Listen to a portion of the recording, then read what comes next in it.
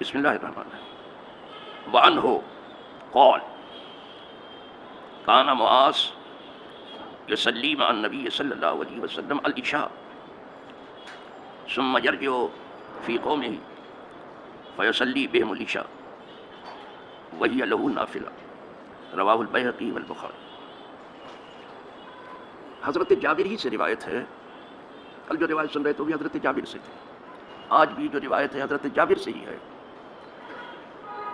اور کل بھی تذکرہ حضرت معاذ بن جبل کا تھا، آج بھی تذکرہ انہی کا ہے. حضرت جابر کہتے ہیں کہ حضرت معاذ بن جبل حضور کے ساتھ عشاء کی نماز پڑھتے تھے اور اس کے بعد پھر اپنی قوم میں آتے تھے تو انہیں عشاء کی نماز پڑھاتے تھے. وہی لہو نافلہ، چونکہ فرض پڑھ کے آ جاتے تھے تو ان کے لیے یہ نفل تھی نماز. اس میں اتنا لفظ زیادہ ہے کہ یہ ان کے لیے نفل تھی نماز. اور جو یہاں بخاری کا نام لیا ہے انہوں نے کتاب میں، حقیقت یہ ہے کہ نہ امام بخاری نے یہ لکھا ہے نہ امام مسلم. کہتے ہیں کہ یہ حضرت امام شافعی کا قول تھا جو انہوں نے نقل کر دیا.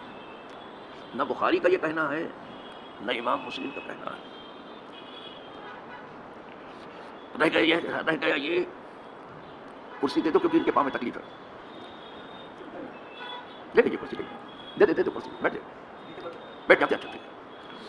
درود شریف پڑھ لیجیے. اللہم صلی وسلم علی سیدنا محمد وآلہ وصحبہ وبارک وسلم صلاۃ و سلام علیک یا رسول.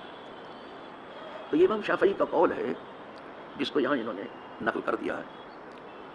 نہ امام مسلم نے اس کا ذکر کیا ہے نافلہ کا، وہی اس جملے کا وہی لہو نافلہ، اور نہ امام مسلم نے کیا. رہ گیا مشکات شریف کی جگہ وہاں سفیدی ہے، بیاض ہے، یعنی کچھ لکھا ہی نہیں ہے. جو اصل نسخے ہیں مشکات کے سمجھ میں وہاں خالی جگہ پڑی ہے. کس قدر ایمانداری سے کام کیا ہے لوگوں نے، اور انہوں نے کس حد تک تلاش و تتبع کی ہے، اور انہوں نے صحت و سقم کا جو طریقہ کار تھا اس باریک انداز میں کیا جہاں تک انسانی کوشش پہنچتی تھی یہ پہنچے. ابھی میں بتا چکا ہوں کہ وہ معاملہ ابتدا کا تھا، جو کچھ حضور سے سیکھتے تھے اس پر عمل کرتے تھے. اور امام شافعی کے سوا کسی نے یہ نہیں کہا ہے کہ نفل پڑھنے والے کے پیچھے جو ہے فرض پڑھنے والے کی نماز ہوگی. یہ نہیں ہوگا. فرض پڑھنے والے کے پیچھے نفل پڑھنے والی ہو جائے گی، لیکن نفل پڑھنے والے کے پیچھے. لیکن اگر کوئی امام کہتا ہے، امام شافعی فرماتے ہیں تو وہ سراپ ہوتا ہے، وہ مقتدا ہیں، وہ پیشوا ہیں، جو ان کے ماننے والے ہیں وہ کریں جو کچھ حضرت امام شافعی رحمۃ اللہ علیہ فرماتے ہیں. ان کا مزار قدسی مصر میں ہے اور ہر وقت وہاں ہجوم لگا رہتا ہے امام شافعی رحمۃ اللہ. ایک حدیث اور سن لیجیے. الفصل الثانی، یعنی فصل اول میں جو بس یہی دو حدیثیں تھی پڑھ لیا میں، فصل ثانی شروع ہو رہی ہے. کہتے ہیں ان یزید بن الاسود قال شہدت مع النبی صلی اللہ علیہ وسلم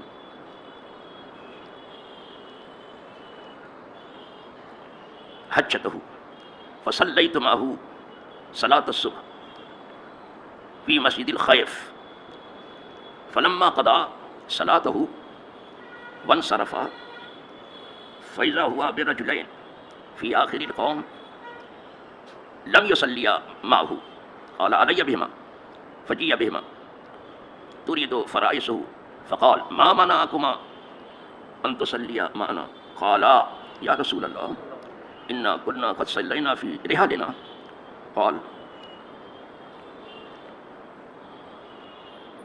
فلا تفلا إذا صليتما في رحالكما ثم أتيتما مسجد جماعت فصلیا معهم فإنها لكما نافلہ. رواہ الترمذی و ابو داؤد والنسائی. تین سیاح کی کتابوں میں یہ حدیث ہے جو میں نے ابھی پڑھی. یزید ابن اسود سے ہے کہ میں حاضر ہوا نبی کریم صلی اللہ علیہ وسلم کے ساتھ حجۃ الوداع میں. حجۃ الوداع کا تذکرہ چل رہا ہے. فصلیت معہ، ہم نے پھر حضور کے ساتھ پڑھا نماز. اب لوگ پوچھیں کہ نماز پڑھی کیا؟ کہا صلاۃ الصبح، صبح کی نماز پڑھی. ہم نے حضور کے ساتھ صبح کی نماز پڑھی. کہاں پڑھی وہ بھی بتا رہے، کہاں مسجد خیف میں پڑھی. مینا میں مسجد خیف ہے. خیف جو ہے نشیبی علاقے کو کہتے ہیں، اور یہ مسجد نشیب میں ہے جس کا نام، اسی لیے اس کو مسجد خیف کہتے ہیں. تو کہا ہم نے مسجد خیف، بہت پیاری مسجد ہے، بہت عمدہ مسجد ہے، اور سب مسجدیں پیاری ہیں. کہا ہم نے مسجد خیف میں فجر کی نماز حضور کے ساتھ پڑھی. جب حضور اپنی نماز سے فارغ ہو گئے، جب آپ نے اپنی پوری کر لی نماز اور نماز سے پھرے تو اچانک دیکھا کہ دو آدمی جو ہیں قوم کے آخر میں موجود ہیں جنہوں نے حضور کے ساتھ نماز نہیں پڑھی تھی. ایسے دو آدمیوں کو دیکھا. یعنی نگاہ نبوت بہت دور تک دیکھتی ہے، ورنہ حج کی بھیڑ بھاڑ میں دو آدمی جنہوں نے نہ پڑھی ہو دیکھ لینا کوئی آسان کام نہیں. جہاں صرف سر ہی سب تھے اس میں یہ دیکھ لینا کہ ان دونوں نے فجر کی نماز نہیں پڑھی. یہ صرف نگاہ نبوت دیکھتی. دیکھ لیا ان کو، وہ جماعت میں نہیں تھے.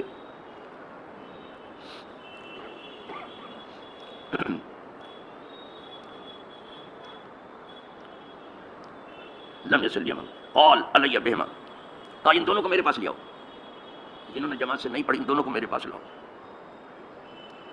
حضور جب کبھی جلال میں آتے تھے تو صحابہ پر اب کبھی تاریخ ہوتی تھی. یہ جو اعلیٰ حضرت غضب سے ان کے خدا بچائے، جلال باری کتاب میں ہے، یہ بھی حدیث دیکھ کے کہا جب سرکار کبھی جلال میں آتے تھے صحابہ کاپنے لگتے.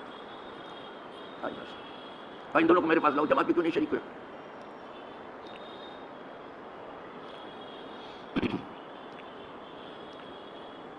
فجی یا بہما، تو ان دونوں کو لایا گیا. آئے دونوں جو جماعت میں نہیں شریک ہوئے تھے. تور یہ دو فرائسہما، ان دونوں کے موڈے کانپ رہے تھے. ہمارے ڈر، دیکھیے حضور کتنا کچھ غضب فرماتے ہیں، کیسے تاکید، موڈے کانپ رہے تھے. صرف ایک نماز میں نہیں پہنچے ہیں، جماعت میں نہیں پہنچے، نماز پڑھ لیا انہوں نے لیکن جماعت میں نہیں پہنچے، ہمارے ڈر کے موڈے دونوں کانپ رہے تھے. یہاں بیٹھے بیٹھے لوگ گائے کرتے رہتے ہیں نماز جماعت کی، کچھ پتہ ہی نہیں ہے، کوئی تربیت ہے نہیں، نہ کوئی گھر کی خاص تربیت ہے، نہ کوئی ادارہ اور خانقاہ کی کوئی خاص تربیت ہے، کچھ نہیں. اسکول اور کالج کو تو اس سے مطلب ہی نہیں ہے، وہ تو اس کو ضروری سمجھتے بھی نہیں ہیں، ان کو تو اس سے کوئی غرض نہیں، اس کے خلاف ہی گفتگو کرتے ہیں. کچھ لوگ ہیں جو پابند ہیں، وہاں رہ کے بھی پابند ہیں. تو ان کے موڈے بیچاروں کے کانپ رہے تھے دونوں کا. یہ دیکھیں کیسی باز پرس آج ہوتی ہے.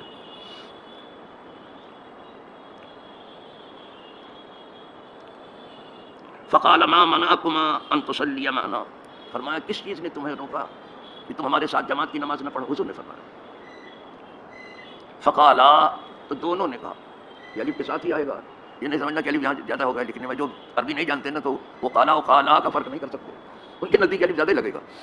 تو دونوں نے کہا، ایک وہ تو کہیں گے قالا اور دو کہیں گے قالا، الف کے ساتھ کہیں گے، الف تسنیہ آیا. تو دونوں نے عرض کیا، دونوں نے عرض کیا، کیا عرض کیا؟ یا رسول اللہ. تمام صحابہ کا یہ جملہ تھا، یا رسول اللہ. سب کہتے تھے، چاہے گھر کے لوگ ہوں چاہے باہر کے لوگ. چچا بھی جو تھے وہ یا رسول اللہ ہی کہتے تھے، پوری قوم یا رسول اللہ ہی کہتے. اب اس کے اوپر بھی لوگوں نے قدغن بٹھانے کی کوشش کی ہے. اور مغرب کے غلامی میں اس کے سوا اور کیا ملنے والا ہے؟ اس کے سوا اور ملے گا بھی کیا؟ ڈالر کی فکر اور ریال کی فکر زیادہ ہوگا، اس لیے دین کو پیچھے ڈال دیا. تو دونوں نے عرض کیا، کیا عرض کیا؟ اے اللہ کے رسول، یا رسول اللہ، انا کنا قد صلینا فی رحالنا، بے شک ہم دونوں نے اپنے خیمے میں ہی نماز پڑھ لی. فجر کی نماز ہم دونوں نے اپنے خیمے میں ہی پڑھ لی. اس کا مطلب ہے کہ خیمہ بہت دور تک لگا ہوا تھا. حج کا معاملہ ہے تو یہ دیکھ کر کے کہ کہیں فوت نہ ہو جائے تو خیمے ہی میں پڑھ لی انہوں نے. اس کی بعد مسجد میں بھی آ گئے، وہ مسجد خیر میں قوم کے پیچھے بیٹھ گئے. وہ کہا ہم نے اپنے خیمے میں حضور نماز فجر کی پڑھ لی تھی.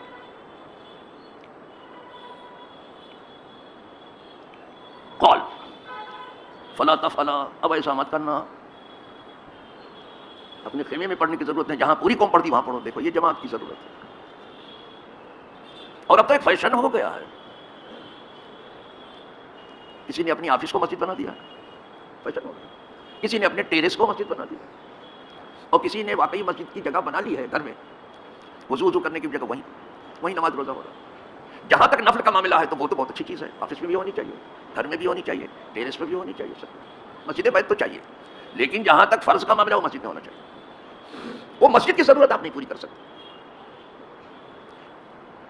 الا یہ کہ اذن عام ہو. اور جہاں آدمی رہتے ہیں اذن عام کس طرح سے آپ دے دیں گے؟ جب چاہے آ جائے آدمی، کیسے کریں گے آپ؟ اسی لیے حافظ شیرازی فرماتے ہیں، اگر در خانہ 100 محراب داری، نماز آنکھ کی در مسجد گزاری. گھر میں آپ 100 محراب بھی بنا لیں تو نماز وہی بہتر ہے جو تم نے مسجد میں ادا کی ہے. وہ الگ ہے، اس کا مرتبہ الگ ہے، اس کی شان الگ ہے، اس کا اجر الگ ہے.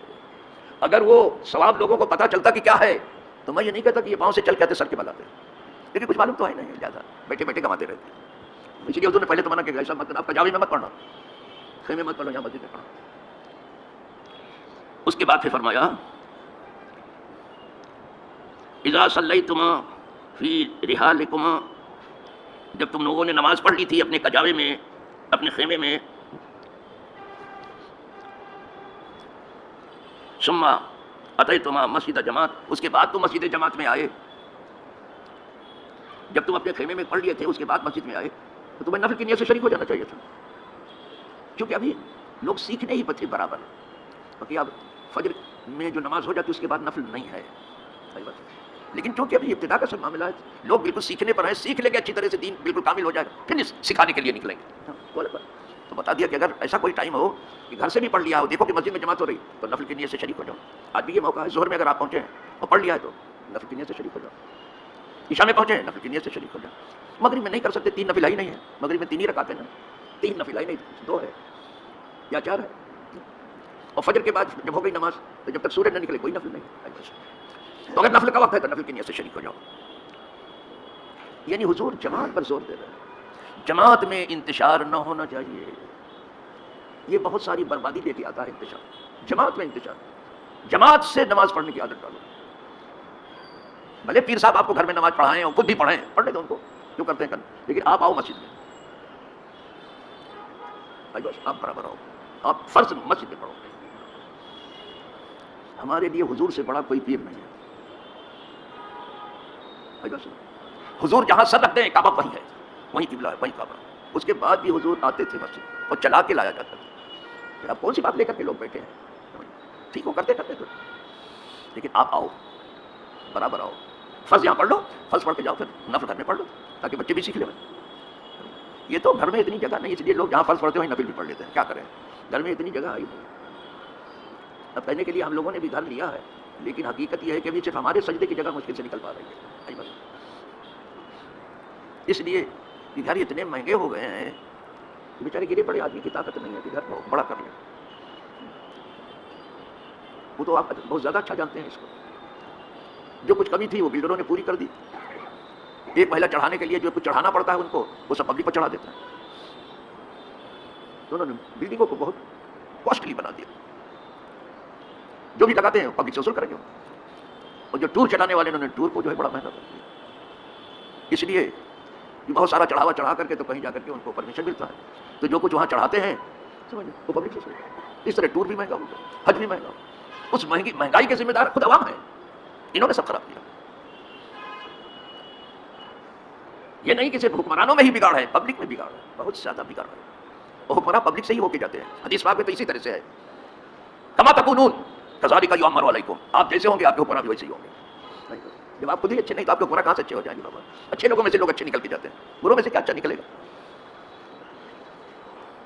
الحمدللہ، تو ایک فصل تو ختم ہوئی، دوسری بھی ختم ہو گئی آج، اب آئے تیسری انشاءاللہ، اللہ نے چاہا تو کل ہم اس کو شروع کر دیں گے، کل 13 ہے، تیسری فصل کو بھی ہم شروع کر دیں گے پڑھنا، کل 13 ہے، کل روزہ بھی رہے گا، 13 14 15 یہ ہمیشہ سے ہم شعبان کے اس کو روزہ رکھتے رہے، پھر بھلے ہمیں جو ہے کہیں باہر سفر کرنا پڑتا تھا، جب سفر کرتے تھے اور سفر کرنے کے لائق بھلے ہم ایئر میں ہوں تو وہاں بھی روزہ رکھتے تھے، 13 14 شعبان تھا، 13 14 15 یہ 3 روزے شعبان کے، اور 9 اور 10 محرم کے، یہ میں رکھتا رہا اور اب بھی رکھتا ہوں الحمدللہ، لہٰذا جو کوئی رکھنا چاہے 13 14 15 کو، اس میں ایام 20 کی بھی فضیلت آ جاتی ہے، اس کو 4:45 بجے سحری ختم کر دینا، 4:45 بجے سحری ختم کر دینا، پھر ہم لوگ زور نفل پر نہیں دیتے، جو رکھنا چاہے رکھ لیں، یہ اس کی مرضی ہے، سمجھ جانا، لیکن ہم اپنے معمولات کو بتاتے ہیں کہ ہم تو رکھتے ہیں، اس کو حال میں رکھتے ہیں، انشاءاللہ رکھیں گے، اس لیے کہ 14 کا جب روزہ رکھیں گے تو اس کے بعد ہی 15ویں شب آ جائے گی، تو جب اعمال نامہ کھلے گا تو اس وقت ہم روزے سے ہوتے ہیں، تو 14 15 تو بہت کثرت سے لوگ رکھتے ہیں، 13 کو بھی رکھ لے تو اچھا ہے،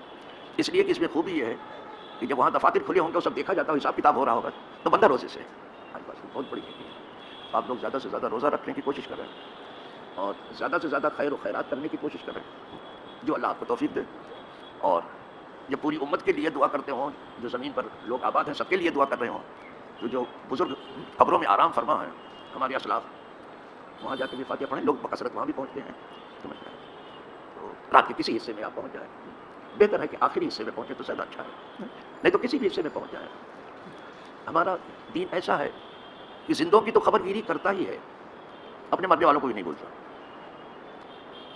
کچھ لوگ تو سال میں ایک ہی بار یاد کرتے ہیں، لیکن یہ اچھا نہیں ہے. اس کو برسی کہتے ہیں نا. کچھ لوگ 40 دن کے بعد یاد کرتے ہیں، اس کو 40واں کہتے ہیں. کچھ 10ویں کو، کچھ 20ویں کو، کچھ تیسرے دن تیجا کہتے ہیں اس کو. یہ تو سب اپنی جگہ پر یاد کرو کسی دن. حقیقت یہ ہے کہ کسی دن نہ بھولو، روز یاد کرو. آپ لوگ صرف سال میں ایک بار کرتے ہیں. اس فقیر کا دستور ہے صبح اٹھ کر کے اپنے جتنے ہمارے اسلاف ہیں سب کے لیے فاتحہ پڑھتا ہوں. میں روز عرض کرتا ہوں، اعلان نہیں کرتا ہوں، نام قطعی نہیں بانٹتا ہوں، لیکن میں روز عرض کرتا ہوں. میں تیسرے دن والا نہیں ہوں، 10ویں دن والا نہیں ہوں، 20ویں دن والا نہیں ہوں، 40ویں دن والا، برسی والا. روز فجر کی نماز پڑھنے کے بعد بیٹھ کے دعا کرو، اللہ قبول کرو. سب کو ہمیشہ دعا میں یاد رکھو. یہ سچ ہے کہ سب کے حق میں نہیں قبول ہوتی، خدا قبول کر لے سب کو، لیکن تمہارے حق میں تو قبول ہو جائے گی. تم دعا سب کے لیے کر رہے ہو، تمہارے حق میں تو ہو جائے گی. تو اپنے ہی حق کو یاد کر کے سب کے لیے دعا کرو کہ اللہ سب کا بھلا کر، سب کے پیچھے ہمارا بھی بھلا کر. وآخر دعوانا الحمدللہ رب العالمین.